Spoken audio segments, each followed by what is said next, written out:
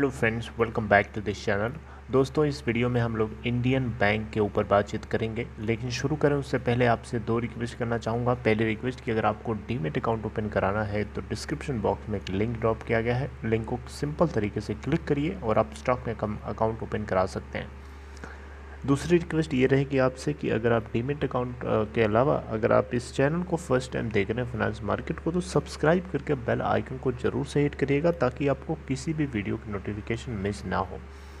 तो Indian bank के अंदर अगर हम बात करें लेटेस्ट अपडेट में, तो दोस्तों इसके बोर्ड ऑफ डायरेक्टर्स की मीटिंग थी और मीटिंग में कुछ बड़े फैसले लिए गए और फैसला लिया ही नहीं गया बल्कि उसको मटेरियलाइज भी किया गया है। मैं अभी डिस्कस करूंगा, लेकिन आपको बताना चाहूँगा इंडियन बैंक के अंदर धमाकेदार प्रॉफिट हुआ था Q4 के अंदर। जी हाँ, 1680 करोड़ का नेट प्रॉफिट लेके आया इस बैंक ने Q4 में। एसेट क्वालिटी की बात करें तो देखिए यहाँ पे इनको GNPA और NNPA में हमें बढ़ोतरी देखने को मिली है, जो कि अच्छी बात नहीं है, बिल्कुल भी अच्छी बात नहीं है। देखिए ये बढ़ना बिल्कुल तय था, क्योंकि आपको पता है सुप्रीम कोर्ट की तरफ से जो कुछ जो अकाउंट्स को NPA अकाउंट्स को डिक्लेयर करने के लिए रोक लगाई गई थी, उन सभी को एक्यूमुलेट करके मार्च क्वार्टर में अपडेट करना था, जिसके चलते हमें इनके NPA में और GNPA और ग्रॉस NPA और NNPA में इंक्रीमेंट होता हुआ दिखाई दिया। टॉप लाइन की बात करें यानी टोटल इनकम की बात करें यहाँ पे, तो देखिए बैंक को 10,724 करोड़ की इनकम, 8,205 करोड़ का नेट एक्सपेंडिचर भी था इसका, और PAT इनका 1,680 करोड़ का निकल के आया। चलिए, ये तो इसका फाइनेंशियल स्टेटस मैं आपको ऐसे ही बताया। चलिए मार्केट कैप की बात करें इस बैंक की, तो देखिए 16,641.22 करोड़ रुपए है, और ये बैंक के अंदर 147.35 के ऊपर बंद हुआ, कल 1.37% की गिरावट के साथ बंद हुआ था। 18,36,246 शेयर्स ट्रेड किए गए, जहाँ पे 18% की डिलीवरी, और BSE के ऊपर देखेंगे तो वहाँ पे भी 89,663 शेयर्स ट्रेड किए गए, जहाँ पे डिलीवरी स्टेटस है 53.44%।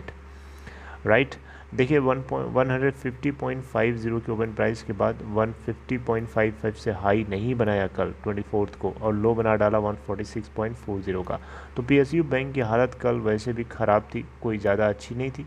और ये चाहे हम बात करें PNB की, चाहे हम बात करें किसी और बैंक की, इनकी हालत सही नहीं थी कल 24 को।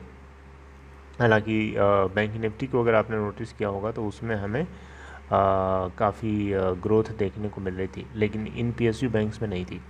देखिए यहाँ पे बोर्ड ने बड़ा इंपॉर्टेंट फैसला लिया था और उसको मटेरियलाइज भी कर लिया। इंडियन बैंक ने 1650 करोड़ रुपए का अमाउंट जो है रेस कर लिया मार्केट से, और जो इशू प्राइस है 142.15 रुपीज़ पर शेयर है ना। एक्चुअली में बैंक जो है 4000 करोड़ रुपए रेस करना चाहता था। अभी कुछ दिन पहले इनके बोर्ड ऑफ डायरेक्टर्स की मीटिंग थी, जिसमें ये फैसला लिया गया था, और 142.15 पर शेयर के हिसाब से इशू प्राइस तय करी गई थी।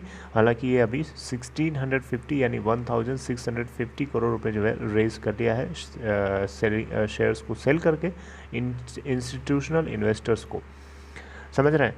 तो ये जो इशू प्राइस थी यहाँ पे, वो बेसिकली देखा जाए तो ये इसकी आई थिंक ये फ्लोर प्राइस भी थी इनकी, है ना। दिस कैपिटल वॉज रेज्ड और at the floor price of 142.15 rupees per share fixed a couple of days ago back. हाँ, आपको बताना चाहूँगा 2-3 दिन पहले इनकी मीटिंग थी। मीटिंग के जरिए फैसला लिया था कि इन्होंने 4000 करोड़ रुपए रेज करना है, और उसी का ये पहला पार्ट है जिन्होंने रेज कर लिया है। ओके, हालांकि आपको एक चीज़ पता होनी चाहिए, मार्केट रेगुलेटर जो होता है यानी security exchange board of India, इन किसी भी तरीके की इस तरीके की कंपनीज़ को रेस करने के लिए जो भी अमाउंट जो फ्लोर प्राइस डिसाइड होता है उस पर 5% डिस्काउंट देने के लिए जो है अलाउ करता है।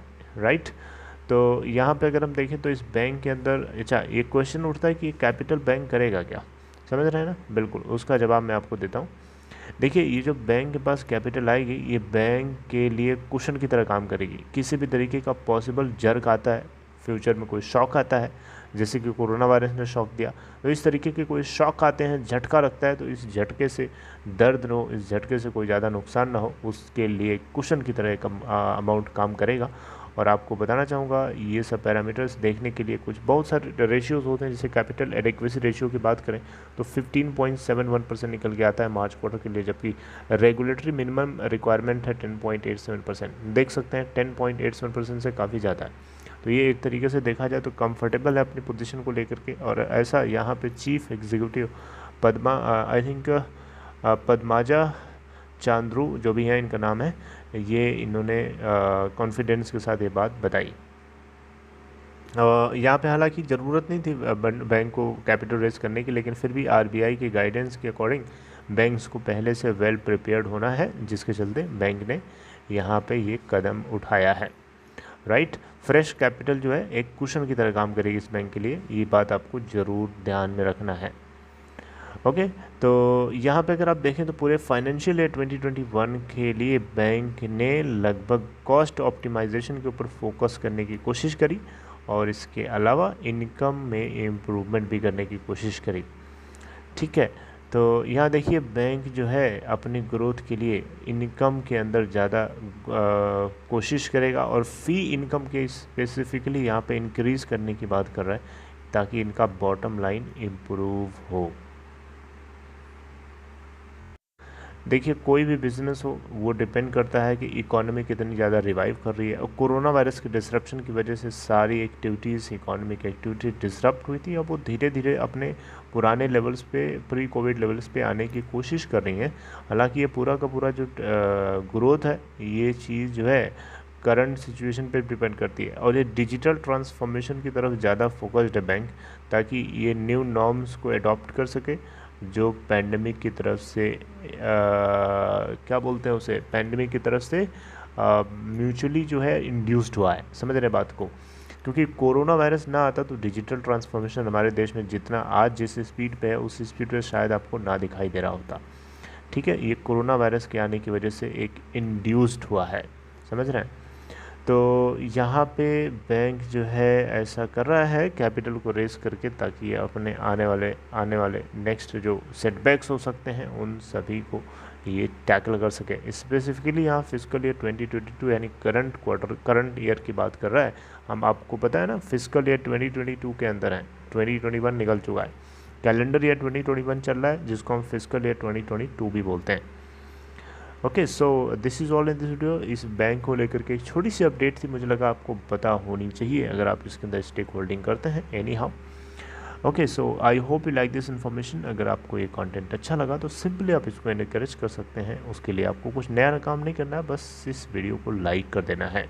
राइट, दूसरी चीज़ ये है कि आप अगर कोई क्वेश्चन पूछना चाहते हैं, कुछ सजेस्ट करना चाहते हैं, तो कमेंट बॉक्स में आप बिल्कुल feel free to do that. Right, and this is all. Take care of yourself. See you something updating next time with next content.